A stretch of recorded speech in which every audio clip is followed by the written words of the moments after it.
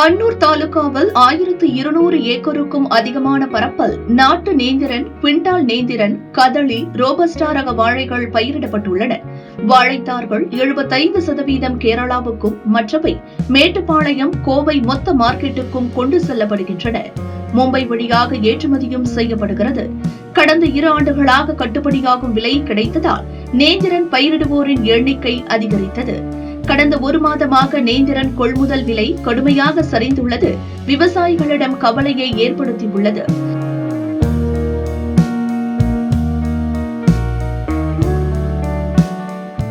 வாழை சாகுபடியில் விவசாயிகள் பெரிய நஷ்டத்துக்கு ஆளாகி நிற்கிறாங்க.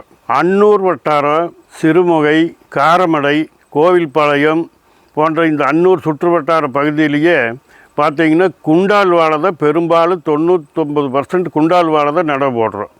அந்த குண்டால் வாழை நடவு போடுறதுக்கு காட்டை சீர் செய்யறதுக்கு என்ன பண்ணுறோம்னா, ஒரு சிலர் ஹைட்ராலிக் கலப்பி விட்டு ஓட்டுறாங்க, ஒரு சிலர் ஜேசிபி விட்டு மகிச்சு காட்டை சமன்படுத்தி உழவு பண்ணி மறுபடியும் எரு விட்டு மறுபடி வாழைக்கன்று நடவு போடுறாங்க.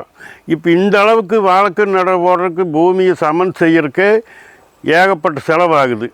அதுக்கு பின்னாடி கண் இல்லாதவங்க ஒரு கன்று 10 ரூபா கொடுத்து விலைக்கு வாங்கி நடவு போடுறோம். நடவு கூலி ஒரு கண்ணுக்கு 10 ரூபா. அப்போ அதுக்கு பின்னாடி பார்த்திங்கன்னா 2 தடவை களை எடுக்கிறோம், 2 தடவை சின்ன வண்டியில் ரொட்டாவேட்டர் போட்டு ஓட்டுறோம். அடுத்தது ரொட்டாவேட்டர் ஓட்டி உரம் போட்டு பெட்டு கட்டணும். பெட்டு கட்டுற போது டிஏபி, பாக்டம்பாஸு, பொட்டாசு, சிஎம்எஸ் போன்ற உரத்துகளெல்லாம் கலக்கி ஒரு ஏக்கராவுக்கு கிட்டத்தட்ட இந்த பராமரிப்பு செலவு எல்லாம் சேர்த்து அந்த வாழை காய் வெட்டுக்கு வரும்போது ஒரு வாழைக்கு 200 ரூபாய்க்கு மேலே செலவாகுது. இப்போ ஒரு 20 கிலோ வருதுன்னு வைங்க, ஆவரேஜாக ஒரு தார், அதில் கொன்னைக்கு 2 கிலோ கழிச்சிடுறாங்க. அதுபோக 18 கிலோ, 15 கிலோ, 16 கிலோ இந்த அளவுக்கு வர்ற இடம் தான் நம்மளுக்கு விற்பனைக்கு தேருது. இப்போ அந்த தார் 20 கிலோ நல்லா வந்த தார் 8 ரூபாய்க்கு போகுது. அப்படின்னா உங்களுக்கு கொன்னை கழிச்சது போக 18 கிலோ 140 ரூபா, 150 ரூபா தான் தேருது. அதுலேயும் விட்டு போன தார் செகண்ட்ஸ் போட்டுறாங்க, அதுக்கு 4 ரூபா போடுறாங்க விலை. அப்படி பார்த்தீங்கன்னா அது ஒரு 10 கிலோ 12 கிலோ தான் வருது. அப்போ ஒரு தார் 50 ரூபா தான் தேருது. 200 ரூபா செலவு பண்ணி ஒரு தார் வாழைக்காயை 50 ரூபாய்க்கு விற்கிற போது 150 ரூபா கையிலிருந்து ஒரு வாழைக்கு நாம் கையிலேருந்து நஷ்டமாகுது நம்மளுக்கு. இப்போ நான் ஒரு 20 ஏக்கரை வாழை சாகுபடி பண்ணியிருந்தேன். அந்த 20 ஏக்கராவுக்கு பார்த்தீங்கன்னா செலவே ஒரு 15,000 வாழை, 16,000 வாழைன்னு வச்சுக்கோங்க. ஒரு ஏக்கராவுக்கு 750 to 800 வாழை தான் போட முடியும்.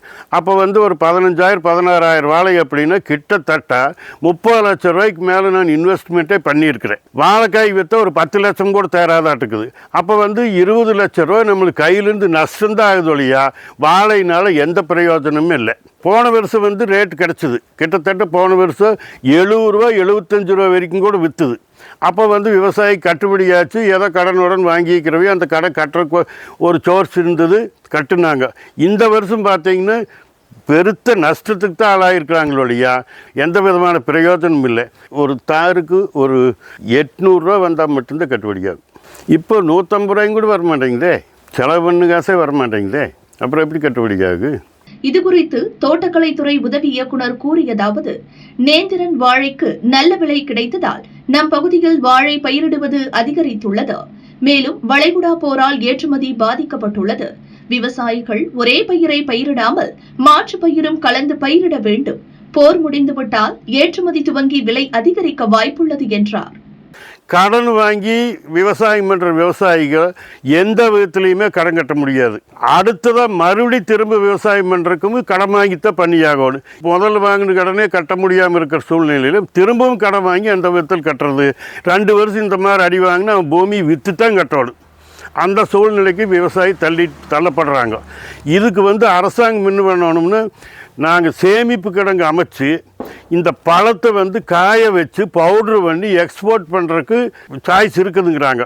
அதை விவசாயத்துக்கு வர்ற இளைஞர்கள், பட்டதாரிகள் அதுக்கு மூவ் பண்ணி இதை பரிசீலனை பண்ணி அந்த பவுட்ரு பண்ணி எக்ஸ்போர்ட் பண்ணுறதா, மற்ற எந்த விதத்தில் இதை மதிப்பு கூட்டி விற்க முடியும் அப்படிங்கிறத நாம் பார்த்து மதிப்பு கூட்டு விற்று நல்ல விலை கிடச்சா மட்டும்தான் விவசாயி தப்பிக்க முடியும். இல்லை போனால் எந்த விவசாயமே தப்பிக்கவே முடியாது. அதனால தான் இப்போ இளைஞர்கள் எங்களுக்கு விவசாயமே வேண்டான்னு சொல்லி போட்டு அவங்கவுங்க தொழில் பண்ணுறதுக்கும் வேலைக்கும் போகிறக்கு ஆரம்பிச்சிட்டாங்க.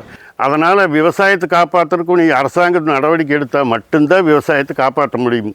என்னுடைய தாழ்மையான வேண்டுகோள்.